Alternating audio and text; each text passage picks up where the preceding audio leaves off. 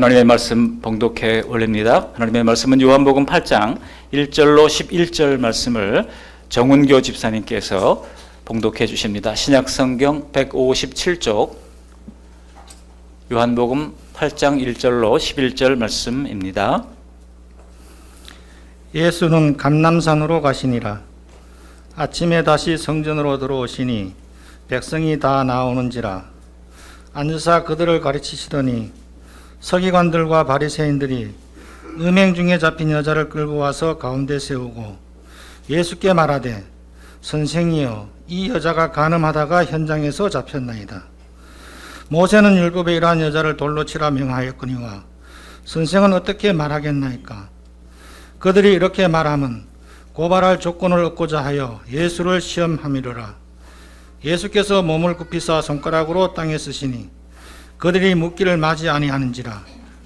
이에 일어나 이르시되, 너희 중에 죄 없는 자가 먼저 돌로 치라 하시고 다시 몸을 굽혀 손가락으로 땅에 쓰시니 그들이 이 말씀을 듣고 양심의 가책을 느껴 어른으로 시작하여 젊은이까지 하나씩 나가고 오직 예수와 그 가운데 섰는 여자만 남았더라.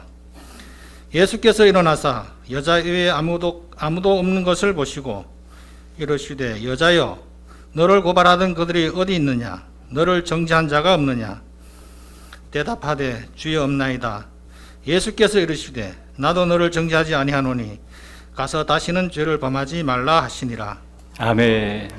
만일 우리가 감추었던 죄가 공개적으로 드러난다고 하면 어떻겠습니까? 과연 그동안 나를 알고 있던 사람들의 눈빛이 예전과 같을까요?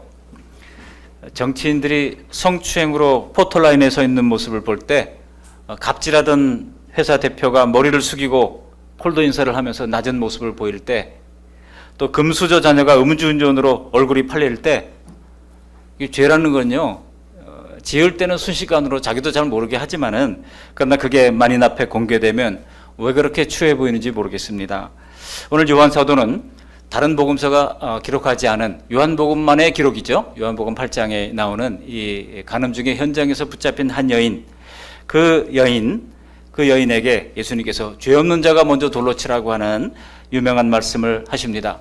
이 말씀 때문에, 이 말씀이 워낙 유명하다 보니까 이 장면이 그냥 한 폭의 그림처럼 생각하는 경우들이 많이 있습니다만, 좀 더 정확하게 팩트를 말하자면 여기는 치정과 또 음모와 사형 심판의 동기가 뒤섞인 범죄 현장이라고 할 수 있습니다. 오늘 이 상황에 대응하셨던 주님을 통하여 성령님께서 예수님을 더 잘 알고 우리의 믿음에 필요한 교훈도 허락해 주시기를 바랍니다. 오늘 본문의 말씀은 7장부터 이어지는 예수님의 생애의 마지막 초막절 때 있었던 일입니다. 여러분, 이 초막절 끝나고 6개월 지나면 무슨 절기입니까? 유월절이에요. 예수님이 유월절 어린 양으로 오셨죠. 그런데 현재 이스라엘 초막절도 우리나라 추석과 비슷한 것이라고 의미도 비슷하고요, 그 내용도 비슷합니다. 하나님이 한 해 마지막 추수를 끝난 뒤에 감사하는 마음으로 일주일간 초막절을 지키라고 하셨습니다. 그 기간 동안에 사람들은 예루살렘에서 초막을 짓고 지냈습니다. 그래서 그 절기를 초막절이라 부릅니다. 자기 집 놔두고 바깥에 나와서 초막을 짓고 거기에 살려니 얼마나 불편하겠습니까? 자녀들이 왜 우리가 이거 해야 됩니까? 물어보지 않겠습니까? 그럴 때 얘기하는 거예요. 40년 광년 동안 하나님께서 우리를 건져주시고 보호해주시고 발이 부르트지 않도록 막아주시고 또 만나를 내려서 먹여주시고 물을 반석을 이제 깨뜨려서 물을 내서 마시게 하셨던 그 하나님의 은혜를 기억하는 주간이란다. 그렇게 불편했지만 하나님께서 보호해 주셨다는 것을 알려주기 위한 절기인 겁니다. 근데 이때는 또한 추수를 해서 저장을 했기 때문에 수장절이라고도 부릅니다. 이 초막절 명절에 예루살렘은요, 전국에서 절기를 지키려고 모여든 사람들로 북새통을 이뤘습니다. 특별히 이번에 초막절은 기대가 남달랐던 것은 바로 예수님을 사람들이 보기를 원했던 것입니다. 예수님에 대한 기대감이 한층 더 고조될 때였습니다. 예수님이야말로 오신 그 메시아가 맞다, 구약에 있는 그 메시아가 드디어 오셨다라고 하는 기대감을 가지고 사람들이 예수님을 보기를 원했던 것입니다. 그래서 이목이 전부 다 예수님에게 집중되어 있었던 때입니다. 앞에 7장을 보시면은, 7장을 우리가 건너뛰었습니다만 7장을 보시면 이 예루살렘의 분위기를 좀 느낄 수가 있습니다. 사람들은 예수님에 대해서 의견이 분분했습니다. 그렇지만 대중들의 생각, 대부분의 사람들의 생각은 예수님을 메시아로 믿는 분위기였습니다. 그렇지만 반면에 유대인들은, 지도자들은 어땠습니까? 정반대로 예수님을 백성들을 미혹하는 불순한 사람으로, 위험한 사람으로 규정을 하고 죽이는 쪽으로 이미 결론을 낸 상황입니다. 그러나 백성들이 두려워서 기회만 노리고 있는 그런 상황입니다. 그리고 그 초막절의 끝날에 오늘 사건이 일어나게 된 것입니다. 여기 8장 1절을 보시면 예수는 감람산으로 가시니라 그랬습니다. 일주일간 명절을 예루살렘에서 지키던 예수님은 밤에는 예루살렘 성내에는 숙소를 찾을 수가 없었기 때문에 감람산으로 가셨어요. 이 감람산이 예루살렘 성의 이제 동쪽 길 하나 건너면 있는 산입니다. 산이라기보다는 언덕쯤으로 생각하면 될 거예요. 이게 무슨 산인가? 봉이산보다도 낮은 산이니까요. 그런 곳에 가셨습니다. 왜 가셨습니까? 예루살렘 성에는 숙소가 없고 감람산에는 거기에 이제 재배하는 감람나무가 많이 있었고요. 거기 겟세마네 동산이 있고요. 그리고 동산지기들이 사용할 수 있는 그런 초막들이 여러 군데 있었습니다. 그래서 명절 때 사람들이 예루살렘에서 숙소를 구하지 못하면 많은 사람들이 감람산에서 머무르는 경우들이 많았습니다. 저도 가보니까 감람산에서 30분 걸어서 내려오면 바로 예루살렘의 정문으로 나오게 되는 것을 봅니다. 약 1km 정도밖에 안 됩니다. 그런데 예수님께서 예루살렘에 오실 때마다 주로 지냈던 곳이 감람산이나 또 거기서 조금 더 가면 베다니라고 하는 곳이 있는데요. 그 베다니에 누가 삽니까? 바로 죽은 나사로, 죽었다가 살아난 나사로가 살죠. 나사로와 그리고 이제 마르다 또 마르다 자매가 또 거기에 이제 살고 있죠. 거기서 그들에게 공개를 받으면서 지냈던 예수님임을 알 수 있습니다. 여러분, 예수님께서 하나님의 아들로서 이 땅에 내려오셨지만은 주님께서 이 땅에 살았던 33년은 정말 초라한 인생으로 살지 않았는가 그런 생각을 하게 됩니다. 정말 고린도후서 8장의 말씀처럼 부유하신 주님께서 우리를 위하여 자발적으로 가난하게 되신 것입니다.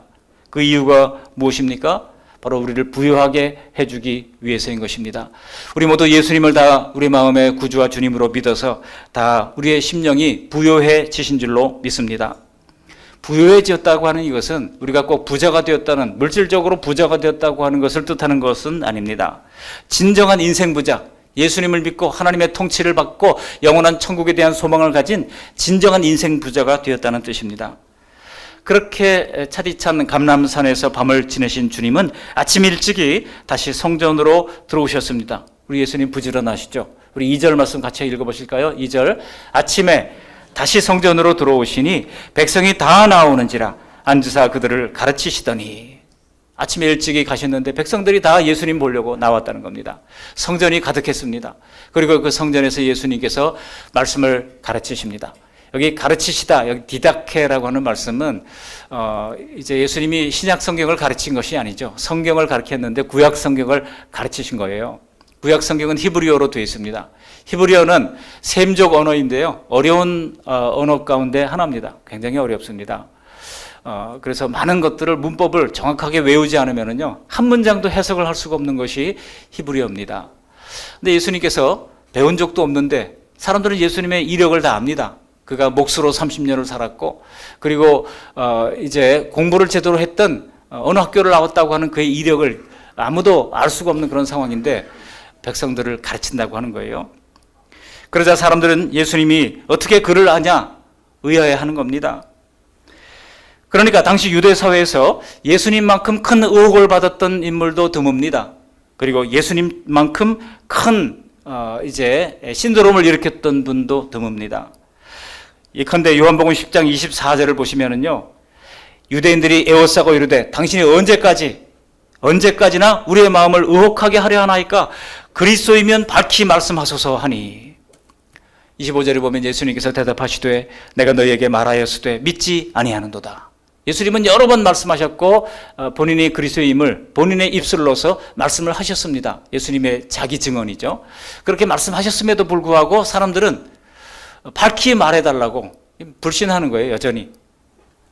그 기적을 보면서도 예수님께서 그 단순한 기적이 아니라 이거는 내가 메시아라고 하는 표적이다, 표적인 것을 여러 번 말씀하셨음에도 불구하고 사람들은 당신이 언제까지나 우리의 마음을 의혹하게 하나이까? 라고 질문을 하고 있는 겁니다.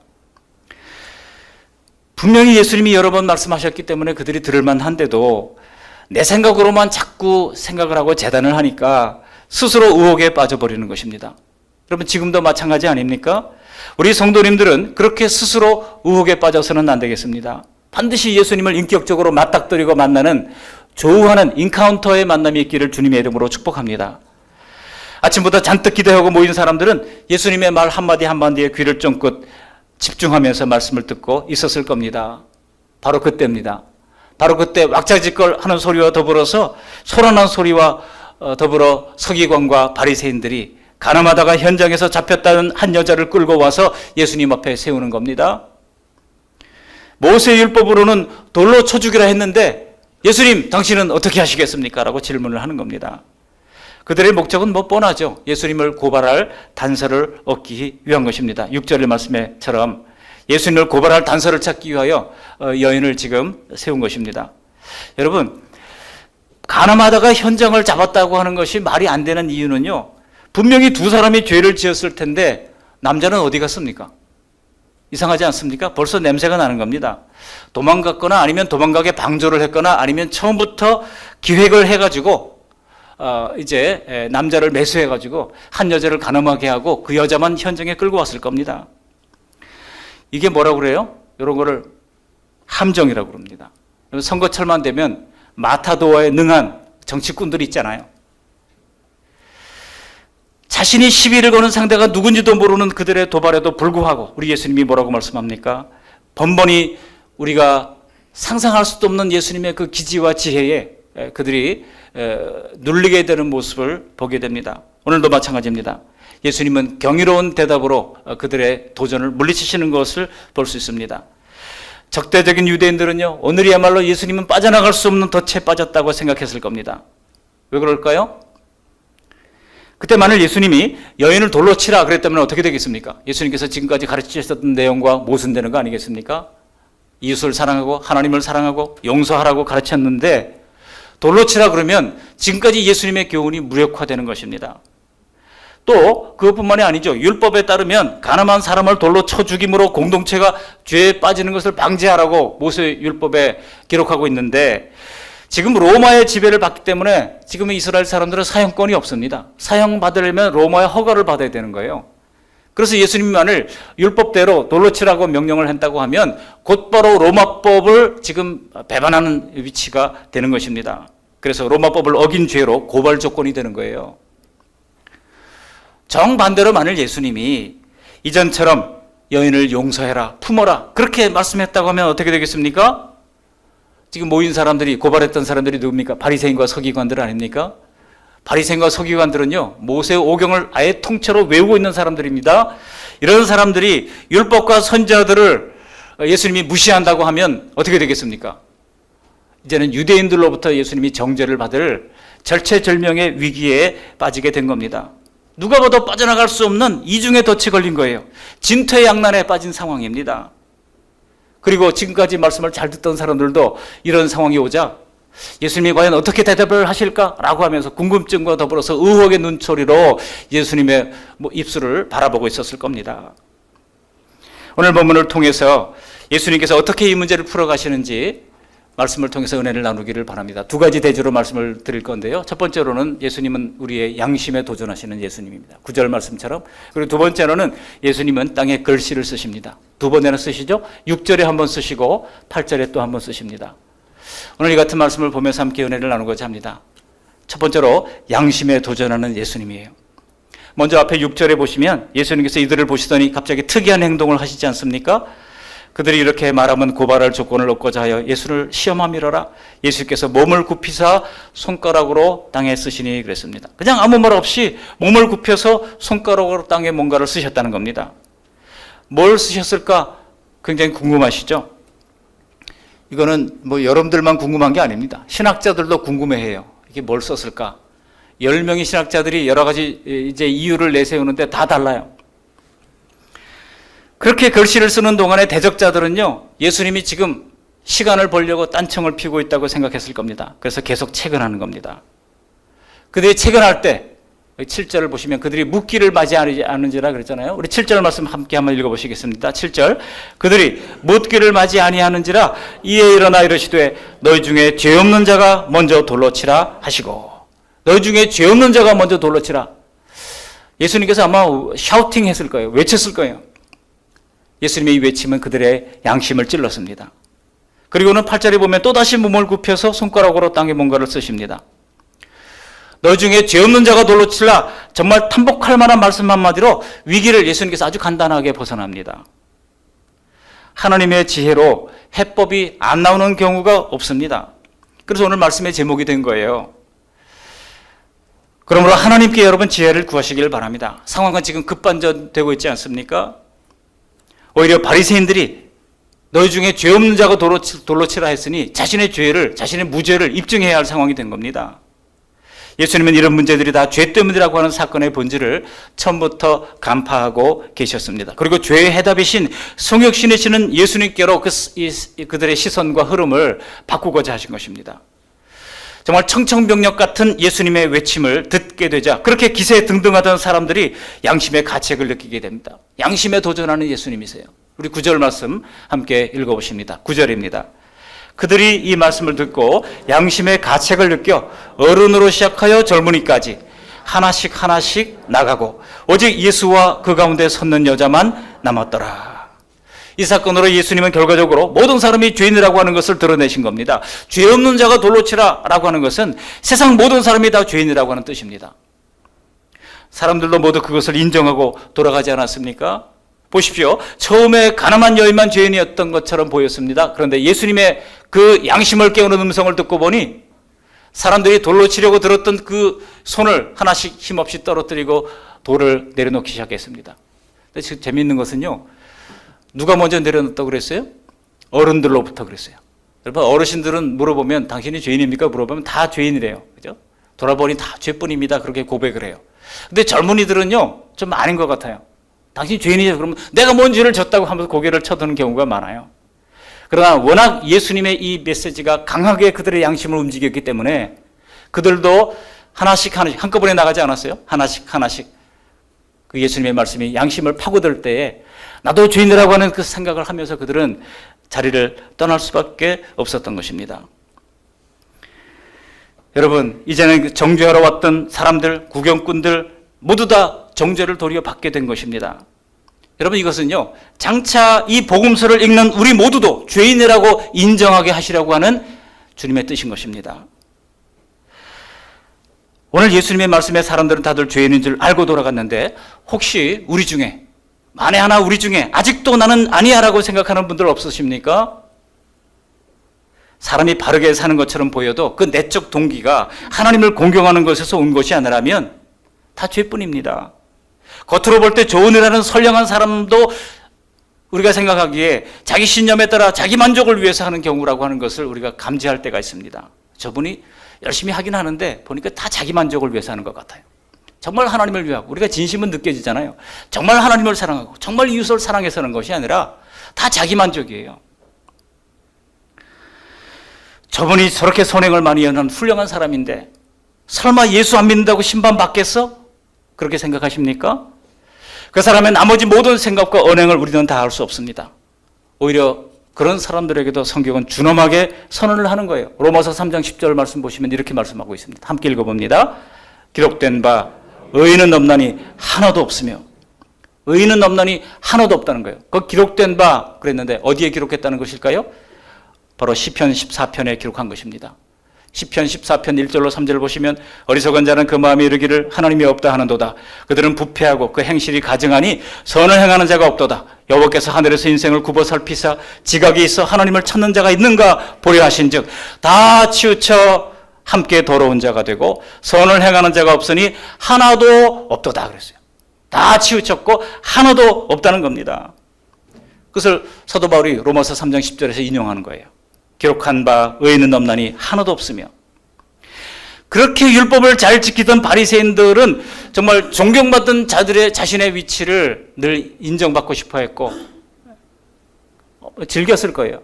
그들이 거리에 손을 들고 기도를 할 때 사람들이 야 바리새인이 오네 훌륭한 분들이야 라고 하면서 존경하는 눈으로 바라보는 그 눈길을 그들은 즐겼을 겁니다. 그런데 예수님을 만나서 그들의 모든 내면이 속속들이 파헤쳐지고 존경받는 자신의 위치가 위태해지니까 태도를 돌변했습니다. 그리고 드디어 그 죄성, 본성을 드러내기 시작한 것입니다. 여러분, 우리는 다 죄인입니다. 우리 다 같이 한번 따라해 보실까요? 다 죄인입니다. 우리 옆 사람에게 제가 죄인입니다. 시작. 제가 죄인입니다. 진심입니까? 우리가 죄된 것을 우리가 고백할 수 있다면 그 사람은 소망이 있는 겁니다. 내가 왜 죄인이야? 그러면 아직도 갈 길이 먼 거예요. 우리가 하나님 앞에 다 죄인인 것입니다. 예수님에 대한 시기심과 미움이 이 바리새인들의 마음, 회칠한 그 겉에 포장한 것들을 뚫고 본물처럼 쏟아져 나오기 시작합니다. 여러분, 본래 인간은요, 쾌락을 추구하고 죄를 짓든 아니면 자기의 명예를 지키기 위해서 살든 그 내적 동기는 다 내 왕국에서 나만을 위해 살겠다고 하는 자기 중심성으로 무장한 죄인일 뿐이라는 것입니다. 아니던가요? 우리 예수님이 전곡을 찌르면서 죄 없는 자가 먼저 돌로 치라 외치시자 사람들은 양심의 가책을 받고 나이 든 사람들로부터 한 명씩 한 명씩 자리를 다 떠나고 말았습니다. 돌아가신 우리 이어령 교수님 여러분 잘 아실 겁니다. 이어령 교수님이 예수님 믿기 전에 쓴 글을 봤는데요. 참 흥미로운 것이 있더라고요. 바로 이 가늠하다가 현장에 붙잡힌 한 여인 이야기를 기록을 했더라고요. 그분이 예수 믿기 전입니다. 근데 뭐라고 얘기를 했는가 하니 옛날 이스라엘 사람들이 그래도 양심적이었다고 있었더라고요. 왜냐하면 예수님의 말씀을 듣고 다 양심의 가책을 받고 다 떠났다는 거 아닙니까? 그런데 그분이 이어서 쓰기를 뭐라고 그러는지 아십니까? 지금이라면 어쩌면 제일 큰 죄를 지은 사람이 제일 큰 돌을 집어 던졌을 거라고 그렇게 썼더라고요. 그분 인생의 실존이 뭔지를 정확하게 간파하고 있던 분입니다. 근데 여러분 궁금한 것이 있죠? 예수님이 죄 없는 자가 먼저 돌로 치라고 할 때에 그날 악에 바쳐서 예수님을 모함하려고 했던 그 바리새인과 서기관들이 어떻게 양심을 가책을 느끼고 그들이 다 돌아갔는가 하는 것입니다. 근데 여러분 그 다음에 이제 계속 요한복음을 읽어보시면 이들은 곧바로 예수님께 반격을 준비하고 있습니다. 그들이 거기서 끝날 사람들이 아니죠. 그러니까 예수님의 말씀에 차마 죄가 하나도 없다고 뻔뻔하게 나설 수가 없었을 뿐이지 성령으로 말미암아 진정한 회개를 한 것은 아닙니다. 그러므로 우리 같은 죄인은 매일매일 하나님의 말씀을 듣고 성령의 터치함을 받고 양심을 자르는 이 주님의 말씀의 양날검으로 우리는 주님 앞에 베어져야 하는 것입니다. 생전 그걸 모르고 사는 게 큰일이지 매일 양심의 가책을 받는다면 그게 무슨 큰일이겠습니까? 얼마나 감사한 일입니까? 소망이 있는 것입니다. 분명 죄를 지으면서도 나도 모르고 성령님께서도 회개하도록 양심을 깨우쳐 주지 않는다고 하는 것이 훨씬 더 큰일 아니겠습니까? 그래서 사람들이 다 떠납니다. 사람들이 다 떠나고 이제 예수님과 죄 지은 여인만 남았습니다. 이때 주님이 뭐라고 하십니까? 우리 11절 말씀 함께 읽어보시겠습니다. 11절 나도 너를 정죄하지 아니하노니 가서 다시는 죄를 범하지 말라. 여러분 여기서도 예수님께서 그 여인이 죄가 있다고 인정하는 거예요. 가서 다시는 죄를 범하지 말라 그랬습니다. 그런데 여러분 이 말씀을 하시는 주님의 마음이 읽혀졌으면 좋겠습니다. 여인이 여기까지 오게 된 사연을 누가 속속들이 이해할 수 있겠습니까? 인간의 많은 죄와 그로 인한 고통은 인간이 악해서이기도 하지만은요 약해서이기도 합니다. 약하니까 죄를 짓는 경우도 많거든요. 마귀는 악하기만 한 존재이지만 인간은요 악하기도 하고 약하기도 합니다. 마귀는 회개하지 않지만 사람이 다른 것은 그래도 희망 있는 것은 사람은 성령께서 만져주실 때 회개할 수 있다는 것입니다. 그래서 예수님께서 회개를 하지 않는 그 바리새인들을 향해서 뭐라고 말씀하고 있습니까? 마귀의 자식이라고 예수님께서 말씀한 거예요. 오늘 마음에 캥기는 게 있어서 그 자리를 피한 바리새인들은요 그 다음에 더 두꺼운 가죽으로 양심을 가리고 다시 와서 예수님을 대적하는 겁니다. 아마도 여인이야말로 누구보다 그 먼저 자리를 떠나고 싶었던 사람일 겁니다. 그런데 남들처럼 돌아갈 수도 없는 처지입니다. 그래서 어쩔 수 없어서라도 예수님 앞에 남았습니다.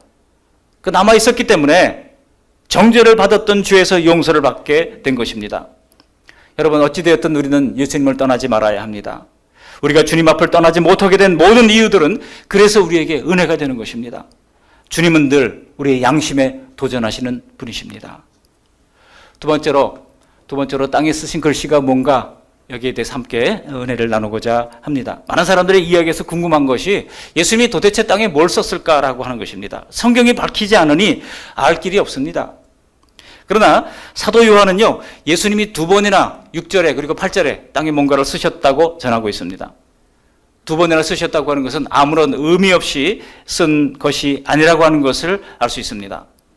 요한복음의 미스테리는요, 예수님과 유대인들을 볼 때 끝없는 불통을 한다는 것입니다. 서로 소통이 안 돼요. 끝없이 평행선을 달립니다.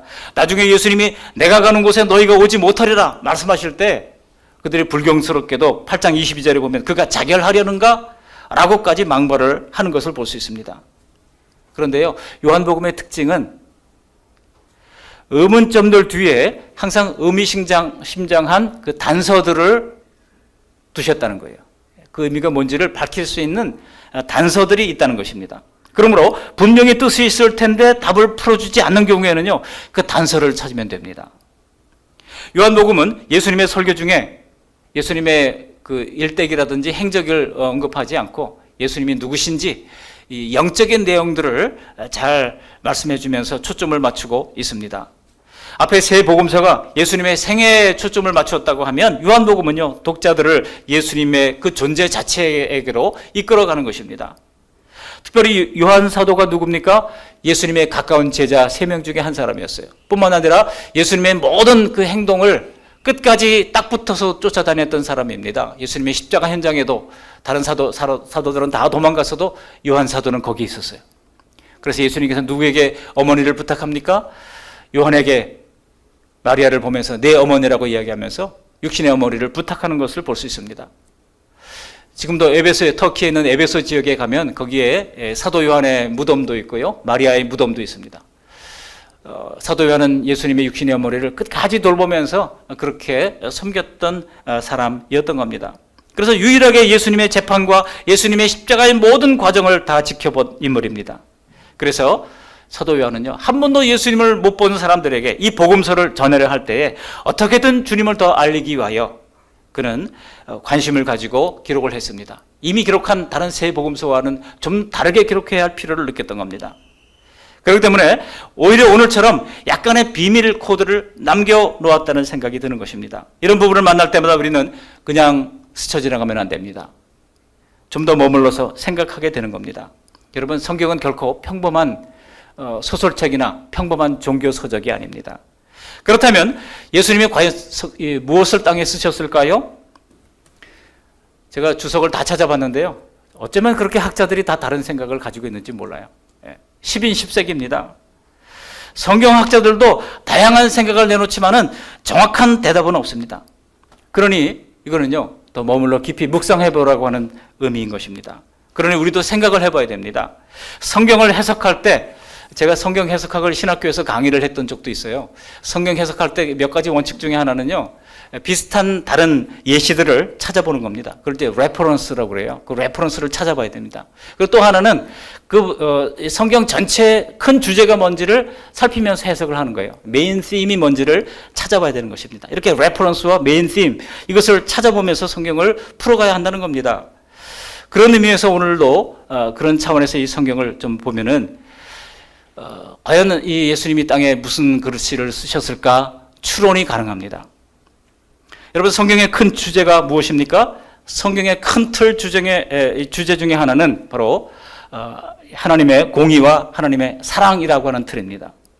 이 두 가지 렌즈를 가지고 예수님의 땅에 쓰신 것을 우리는 추측해 볼 수가 있는 것입니다. 구약에서 하나님이 손으로 쓰신 것은요, 레퍼런스를 따지면 몇 가지가 있는데, 하나님이 십계명 두 돌판을 다시 모세에게 줄 때 두 번이나 예수님께서 이제 십계명 두 돌판에다가 직접 하나님의 손으로 새겨서 십계명을 허락해 주신 것입니다. 그리고 이제 그 이후에도 바벨론 왕 때 메네메네 데겔 우바라신이라고 하는 글씨를 벽에다가 막 쓰신 경우도 있죠. 그러나 근본적으로 가장 먼저 쓴 것은 십계명 두 돌판 위에 쓰신 것입니다. 여러분, 이렇게 하나님께서 뭔가 손으로 글씨를 쓰시는 행위는 주님이 하신 명령과 똑같은 것입니다. 실제적인 효력이 있는 겁니다. 기록된 성경 말씀이 실제로 이루어지는 것과 똑같다는 거예요. 그러므로 예수님이 뭔가를 쓰셨다면 귀신에게 나가라 명령하는 것이나 또 바다에게 잔잔하라 명령하는 것이나 똑같은 실효성이 있는 것입니다. 두 번 쓰셨다고 하는 것은 바로 이것입니다. 바로 하나님의 공의와 하나님의 사랑의 틀에서 볼 때 한 번은 공의를 쓰신 것이고 한 번은 사랑을 쓰신 것입니다. 먼저 바리새인들이 이 여자를 어떻게 할 거냐 다그칠 때 첫 번째를 쓰셨습니다. 예수님은 공의를 쓰신 것입니다. 그리고 나서 죄 없는 자들이 먼저 돌로 치라고 말씀하신 다음에 여인에게 죄가 없다고 하는 것이 아니잖아요. 그 죄를 드러내시잖아요. 예수님도 여인의 죄를 인정하시는 것입니다. 가늠하면 하나님의 법대로 심판을 받는다. 이것이 바로 하나님의 공의입니다. 뿐만 아니라 정죄하는 자들 모두도 다 죄가 있다고 하는 그 말씀을 하신 것입니다.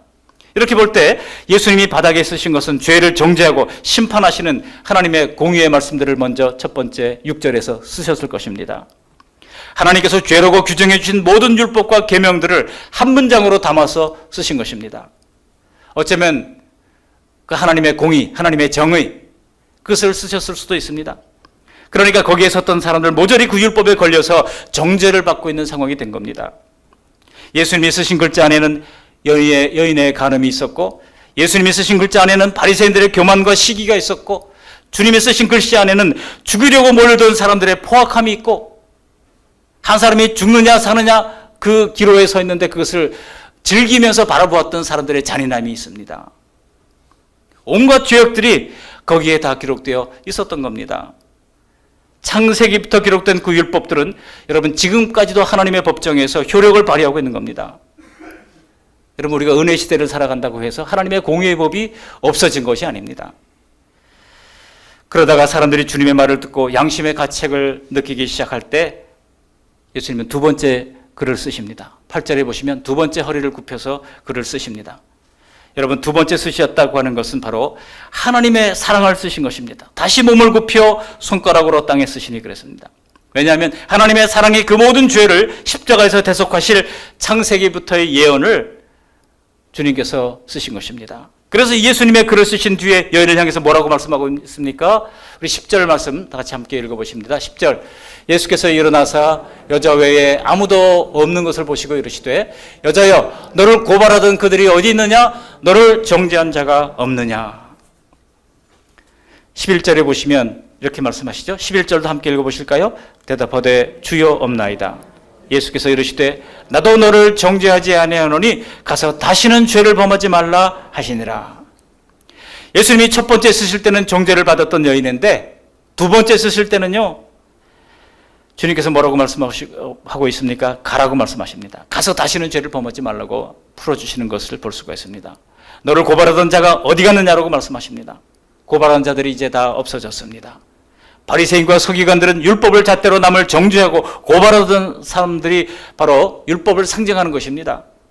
율법은 죄가 무엇인지를 알려주고 책임을 묻는 것이 바로 율법의 기능 아닙니까? 그래서 우리를 깨우는 몽학선생 같다고 갈라디아서는 이야기하고 있습니다. 근데 그게 없어졌다고 하는 것은 두 번째 쓰신 말씀의 효력 때문입니다. 그 효력이 바로 공의와 심판이 작동되는 가운데서 그 엄혹한 가운데서도 이 여인을 보호할 수가 있었던 것입니다. 사랑하는 성도 여러분, 우리가 예수님의 십자가로 대속을 받았다고 해서 지금 하나님의 공의가 사라졌다고 생각하면 절대 안 됩니다. 지금도 죄의 삭신 사망과 심판은 여전히 시행되고 있는 것입니다. 그러므로 회개하지 않고 예수님의 대속을 의지하지 않고 죽는 사람들에게는 지금도요 여지없이 공의의 심판이 적용되고 있는 것입니다. 시퍼렇게 적용되고 있는 겁니다. 그래서 주님께서 뭐라고 말씀하고 있습니까? 회개하지 않는 사람들은 밖에 쫓겨나서 슬피 울며 이를 갈미 있으리라고 말씀하고 있지 않습니까? 오늘 사도 요한의 말씀을 통해 우리는 다시금 복음을 깊이 있게 생각해 봐야 합니다. 우리는 계속 복음을 들어야 합니다. 어떤 구름에 비가 올지 모른다는 속담처럼 언제 은혜를 받을지 모릅니다. 그리고 이 소동의 마지막에 예수님은 여인에게 가서 다시는 죄를 범하지 말라고 말씀하십니다. 여러분 도둑이 습관인 사람들에게 도둑질하지 말라 말을 했다고 해서 한꺼번에 그게 변하지 않을 겁니다. 여러분 습관이 된 것은 고치기가 힘듭니다. 그렇기 때문에 한 번 들어서 안 됩니다. 예수님이 여인을 모르고 그러셨겠습니까? 이제 오순절이 되면 필시 예수님을 믿고 구원받을 이 여인에게 성령을 분명히 내려주실 것입니다. 성령께서 우리의 죄를 계속 깨닫게 하시고 하나님 앞에 깨달을 때마다 회개하면 우리는 이제는 율법의 공의의 법이 아니라 주님의 사랑의 법의 지배를 받게 되어서 하나님의 은혜 가운데 거하게 되는 것입니다. 여러분, 이 공의의 법과 사랑의 법을 비교해 보면 어떤 것이 더 수준 높은 법입니까?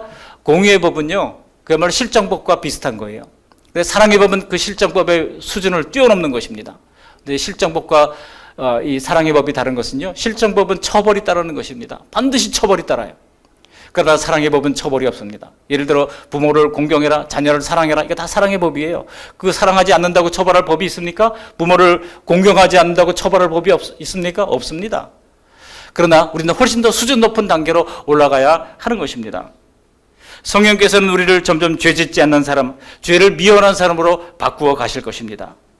그래야 우리는 새롭게 된 양심과 성령님의 도우심으로 말미암아 죄를 이기면서 살 수 있게 되는 것입니다. 그래서 생각나는 대로 살지 말고 우리는 하나님의 말씀을 생각하면서 살아야 합니다. 한번 따라해 보실까요? 생각나는 대로 살지 말고 말씀을 생각하면서 살자. 시작. 생각나는 대로 살지 말고 말씀을 생각하면서 살자. 말씀을 생각하면서 사시기를 바랍니다. 우리가 이제는 하나님의 뜻을 알 만큼 알지 않습니까? 아는 대로 생각하면서 살아야 합니다. 그냥 되는 대로 산다고 하는 것은 죄의 본성과 세상 경험이 빚어낸 예전의 방식대로 살아가는 겁니다. 그렇게 사는 게 더 편할 것 같고 성도들도 그렇게 많이 사는 경우도 많지만 결과는 항상 공허할 뿐이에요. 아, 내가 또 실패했네. 여러분, 솔로몬도 그렇게 살던 자기 인생을 돌아보면서 뭐라고 마지막에 고백을 합니까?